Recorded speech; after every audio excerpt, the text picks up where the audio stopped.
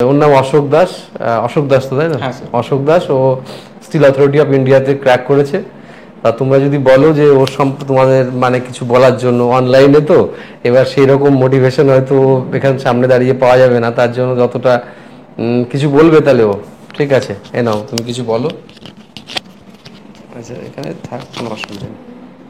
নমস্কার, আমি অশোক দাস। আমি স্যারের কাছে আজ অনেকদিন ধরেই পড়ছি। 2020 থেকে প্রিপারেশন শুরু। তোমরা সবাই স্টুডেন্ট। আর সত্যি কথা বলতে গেলে স্যারের কাছে আসার পর আমার একটা সমস্যা ছিল, আমি কোনো জিনিসের কন্টিনিউটি মেনটেন করতে পারতাম না, এটা বড় সমস্যা ছিল আমার। কিন্তু স্যারের কাছে এসে একটা জিনিস বারবার এখানে স্যারের কাছে পরীক্ষা দিয়ে একটা জিনিস বুঝতে পেরেছি যে আমার কন্টিনিউটিটা আমার জন্য দরকার, না হলে হয়ে উঠছিল না। তো অনেক পরীক্ষা দিয়েছি, অনেক নাম্বারের জন্য কিছু পরীক্ষা ফেল করেছি, কিছু নাম্বার হয়তো কোনো পরীক্ষা 1 নাম্বার 0.5 এরকমও বাদ গেছে।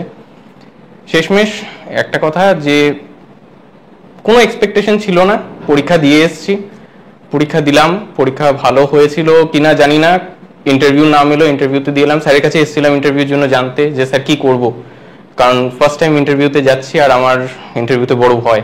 ঠিক আছে, সেখানে দাঁড়িয়ে ইন্টারভিউ দিই এবং আজ 9 তারিখে আমার ফাইনাল মেরিটের নাম এসছে।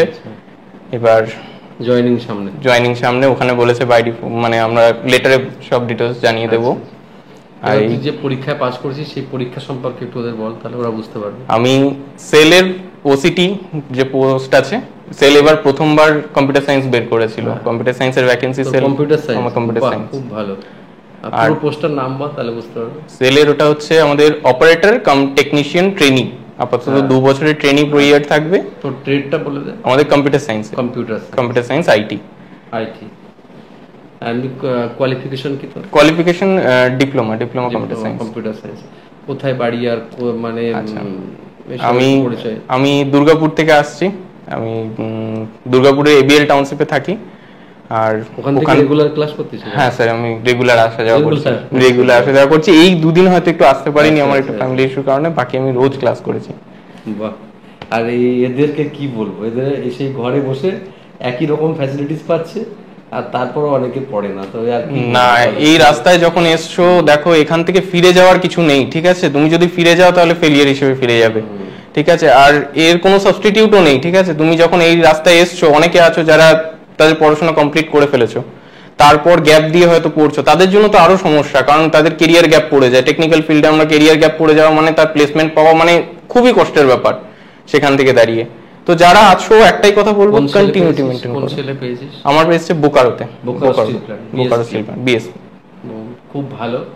আর লাস্ট দুই একটা কথা বলে না বিগ এন্ড করে দিই আর কি। নিশ্চয়ই, বেশি সময় নষ্ট করবো না। স্যারের ক্লাস খুব দামি জিনিস। আমার ক্লাস হয়ে গেছে, এখন আপাতত ম্যাম ক্লাসে আসবে। আচ্ছা, তাহলে তো একদম সময় নষ্ট না। দেখো, কন্টিনিউটি মেইনটেইন করো। ঠিক আছে, শেষ পর্যন্ত টিকে থাকো।